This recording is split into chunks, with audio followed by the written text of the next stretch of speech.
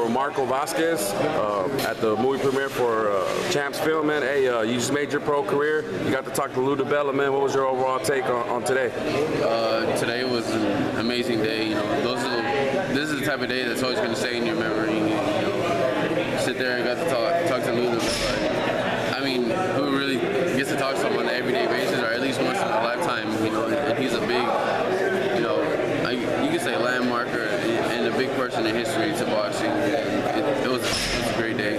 Hey, really showing you love, man. Wishing you well in your career. You know, you made your pro career just a couple weeks ago, man. You got the big win, man. How'd you feel overall about your TKO performance? It got a little sluggish. I was happy with the win, but at the same time, I know I can get back in the gym and capitalize on a lot of things that I did there. And for this next coming up fight, to show more of my boxing skills, to sit there and, you know, actually use my jab a lot more. Well, one thing about the fight is you actually took it at a higher weight because you couldn't find anybody to fight you, right? Yeah, my original opponent, we called in at 47, and they said 49, so we said 49, and I guess he saw the show and he said I was too big. And this other guy said come in at 52, so we came in at 52, and he showed up at 54, and I was like, just take the fight, give me the fight, no penalties, I really don't care, I just want to fight.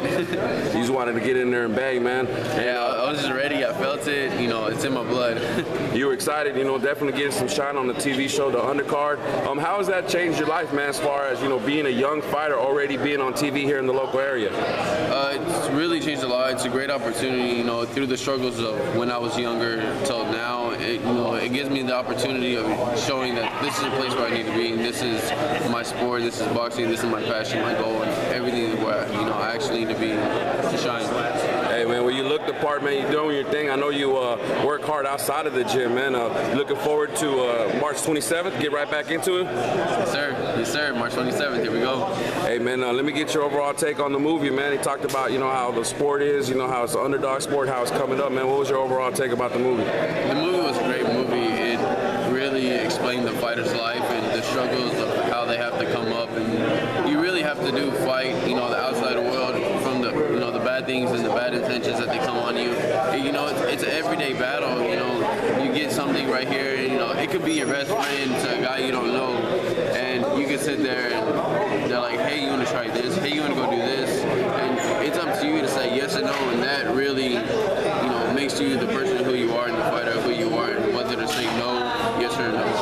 And, you know, it's just a big sport. You know, boxing within this year, 2015, is going to become a comeback sport.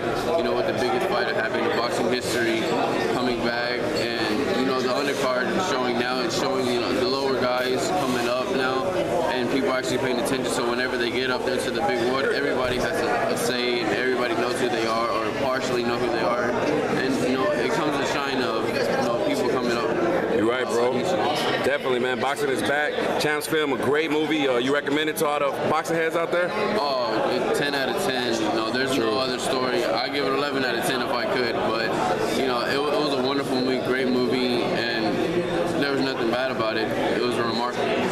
Definitely, you know, a little educational for you, you know, being a fighter. Oh, yes, sir. It was very educational, and at the fact that it wasn't, I guess as a fighter, you could feel it deep in the inside whenever Mike Tyson, Evander Holyfield, and Bernard Hopkins were, you know, speaking about the truth, and it really hit home, you know, saying that how Mike Tyson, you know, lost his daughter, or, you know, I lost my sister, you know, not through death, but through the other fact that she got taken away, and I haven't seen her in over a year, almost 2 now, in Mexico, and they don't allow us to talk to her, you know, and, you know, it hit home right here, and it just, I guess you could say, brings back the pain, and that's what motivates us to push it harder. Hey, well, we appreciate the time, man. We definitely have to check you out more often, man. TRU Boxing Headz behind you, man. Thanks for the time, Marco. Thank you, sir. Thank you for the opportunity.